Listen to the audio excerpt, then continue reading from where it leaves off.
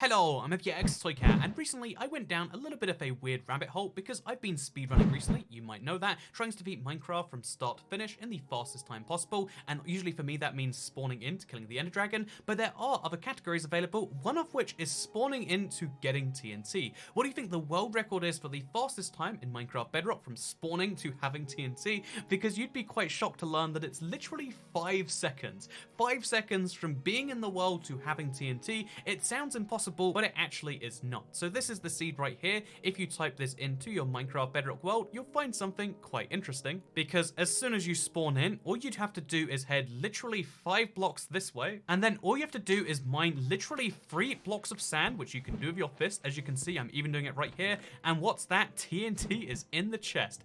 5 seconds from spawning in to having TNT, and not just 1 bit of TNT, but you'll spot how this is actually 4 bits of TNT, a chain chest plate, which you can only find, via loot for the most part, some chain leggings, a water-breathing potion, a heart of the sea, which is incredibly valuable, and then some iron to start your Minecraft game right. This is like a bonus chest, except it's way better than a bonus chest, and it's also kind of like a little bit of a secret, because only you know about it, and I guess anyone watching this video, and yeah, if you want to try and beat the world record of 5 seconds, then you can do so on this seed. But I think this seed is also really interesting for other reasons, because most people just see it as like, oh, it's a seed where you have TNT, chain, all this armor, and a water-breathing potion from spawning in. But let me tell you, it gets a lot cooler than that, and let me show you just over there something you won't see in the world record videos, but something that is quite incredible, because this seed has quite a few interesting quirks about it that I wanted to show you in today's Seed Sunday, which started with Facecam, but I'm not one of those YouTubers, so it's gonna vanish now. Anyway though, hello, I'm Toycat. Welcome back to Seed Sunday. This is the weekly series where I show you seeds for Minecraft that are particularly interesting and worth checking out in some way. And this one definitely falls under the really interesting category of seeds that you might not want as your first seed, but you want to know exists, and that's what I'm bringing to you right here. Because this is a Minecraft seed that isn't what you would expect at all when you press create new world, and it has lots of interesting little quirks. One of them being, look at all the sugarcane you can find immediately from spawn. Sugarcane isn't exactly a rare commodity anymore in Minecraft, thank God, but the fact that you can find not just a couple, not just another 4, but you can find literally 8 different stacks of, I guess that's 10 total, 10 different stacks of sugarcane right near your spawn. You can have over 20 bits of sugarcane just by taking the bits that are around spawn. And then what's that we see in front of me right now? Yeah, there's a forest over here as well. It's always important to mention these things seem unimportant because, I mean, you need wood like once in a Minecraft world, like need, but it's always useful to have right here. And the cool bit about this wood is it's right between your spawn on that island right there with the free lovely TNT and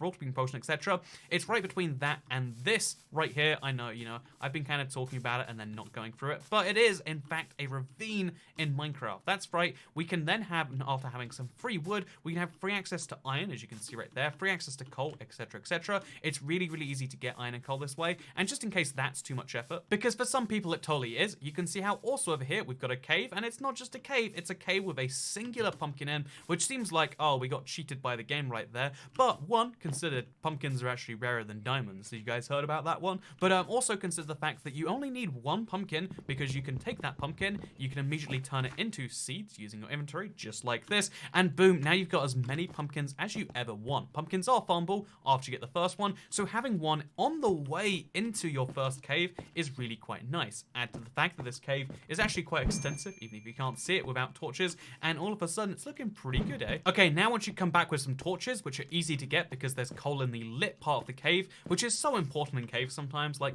having coal is great if it's all the way down there, but you can't see it because there's zombies that might get you in the way. But being able to get coal, mine it immediately like we've done, and then to have some torches, how nice is that? And then you can go ahead deeper into the cave if you want to and find yourself some iron. And it's not just 1 bit of iron, it's a lot of bits of iron and gravel, etc. In fact, this cave system goes quite significantly deep below the ground, so if you want to be the guy who likes mining but doesn't like mining downwards, maybe a little bit me, then this seed has totally got you covered, because boy, the distance you can drop without a single block needing to be mined. Again, we don't have our pickaxe out, as you can see, we're just placing torches as we go, and we're down at Y27 already. Again, it's a nice alternative to the ravine that I think a lot of players will prefer. Oh, we have to mine a single block over here, basically seed cancelled. But no, you can see how amazing it is in terms of free loot and ore of all different sorts as we head down here, and that is just a testament to this seed. I mean, look how much iron there is right here. 1 vein, 2 vein, 3 vein, 4 veins, 5 veins.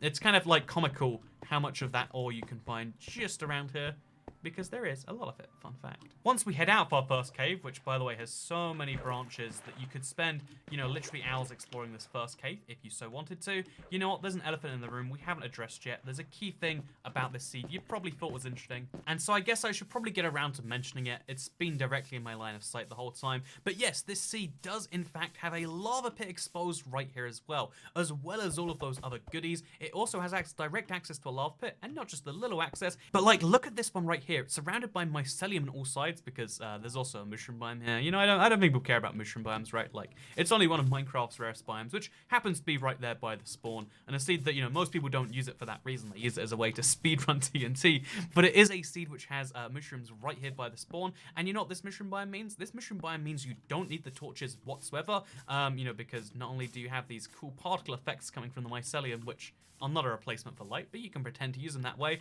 But more importantly, mobs do not spawn in this biome whatsoever. So no torching up is required. Your first night can be spent just mining in the ground to your heart's content down here if you really want to, or you can set up a house knowing it won't be raided by monsters. But yeah, the fact that you get a perfect, you know, like symphony of having access to TNT and then having a place that should be safe from everything, but that same TNT, I think that's beautiful personally. But let's show you around the rest of the seed real quickly, because of course we have to mention this is just one direction of the seed. If you go the other direction, you can immediately see what's ahead of you. That's right, it's a desert temple, and it's not just one desert temple. This is actually a wonderful, wonderful you know, little desert right here that is going to find a second desert temple if you follow it all the way that way. So 2 desert temples, 1 desert. Actually not the most incredible thing in the world. Like, to some people, having 2 of these rare structures might seem great, but when you have a desert this big, that is almost just a given at this point. Like, when you have over 1,000 blocks of desert, and you can see looking at my coordinates just how far apart these two are, having 2 desert temples is almost expected, especially given the lack of villagers. And you know what the most tragic bit about this seed is? It's the fact that this entire desert does not contain a single desert well. You know what, you can give me all my, you know, diamonds and the chests and the enchanted books all you like, but when you don't give me water in the desert, only this sad, cruel gesture of lava, you know, I just feel betrayed and sad. Anyway, so the other interesting features about this seed, I would say, is the fact that it does have a pretty significant amount of Savanna end biome.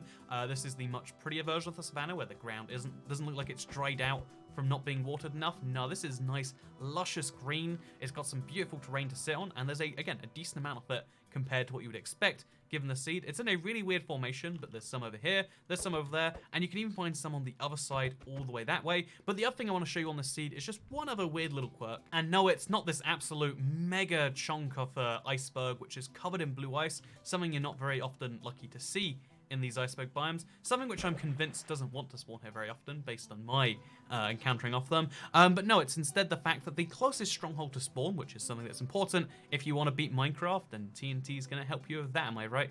I mean, also waterproofing, but like, you know, if you want to beat Minecraft and at some point everyone decides they want to, your closest stronghold is going to be found underneath a abandoned village. This isn't as rare as it sounds, because on Bedrock, abandoned villages are way too common, but what makes this interesting is if you look at the stronghold itself. But I think this is really fitting for this stronghold, because if you look at this stronghold, you have something quite rare and unique. As you can see right here, we have both of the libraries, which are covered in cobwebs because they haven't been accessed in so long. We have both of them next to each other, all of this hidden knowledge, and way more importantly, both of these hidden sources of extremely good enchanted books. I mean, Depth Strider 3 isn't quite as good as this one right here, but the fact that you can find these super, you know, nice enchantments, and not just one set of them, guess what? There's another chest over here with another couple of chances. The fact that you can find both these next to each other is great for anyone who wants to get a lot of enchantments. Honestly, even if you don't intend to beat Minecraft, sometimes it's nice to come down here just to get the infinity bow. I mean, who doesn't want an infinity bow with unbreaking on? Or, you know, particularly you could go with a piercing crossbow, or a quick charge crossbow, or projectile protection, because sometimes your friend gets a really, you know, powerful bow and he won't stop firing it at you. That's when you need projectile protection, am I right? But yeah, this plus the fact that there's this weird ladder which is hanging off of nothing, by the way, which you can in fact walk on, even though it doesn't make any sense, with another chest just to give you a nice little bonus over here, with another enchanted book, and if you would believe that, Smite 4, Punch 2, Efficiency 4. It's an incredible little stronghold. But I feel like the thing that makes it unique, because again, like stronghold, they contain loot. But the thing that makes it unique is all of this abandoned stuff, all being so close together, all perfectly being right below the village. That's right, it all ties in together. The abandoned village has an abandoned stronghold below it, and everything about this village is abandoned or zombified, with one little exception, which is oh, there was a horse here. I'd like to quickly confirm using the magic of video editing, there was a horse here a minute ago. I was gonna make some great comment about how the dead are better at keeping their animals than alive people, but I mean, clearly not. I mean, where's the horse gone? He's been set free, the correct place for a horse to be. Anyway, so with that said, this is, the seed, that I found so interesting from around one of these leaderboards. But the thing about this speedrun thing is it's just a category which got me so curious over and over and over again, because there are so many different individual ones.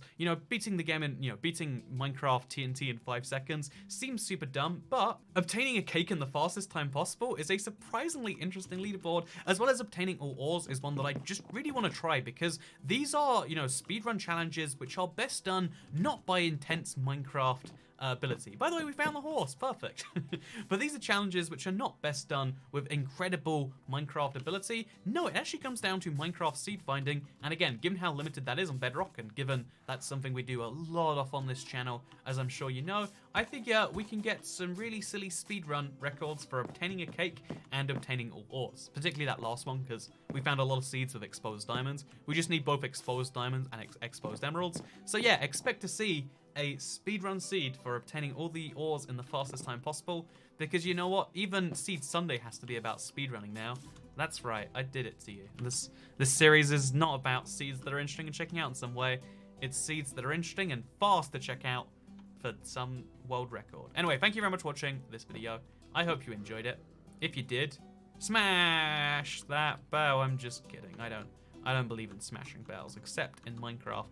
It's the thing YouTubers say because they want you to subscribe and notifications turned on, because if you do that, more of you will see future videos, which means my career doesn't hang on the edge of whether YouTube decides to show my video to you or not. But if you like it being on that edge, because, maybe I work harder in that situation, then obviously, this is a terrible sales pitch, but you can, so you can just choose to subscribe, or you can just choose not and hope YouTube keeps showing you the videos. It's whether it's in your hands. Do you want to take control of what you see, or do you want YouTube to decide? That is your choice. But you know what else is your choice? What you eat for breakfast tomorrow. Make it a good breakfast. I mean, if you're gonna make bad decisions about your YouTube habits, at least eat well, Okay, goodbye.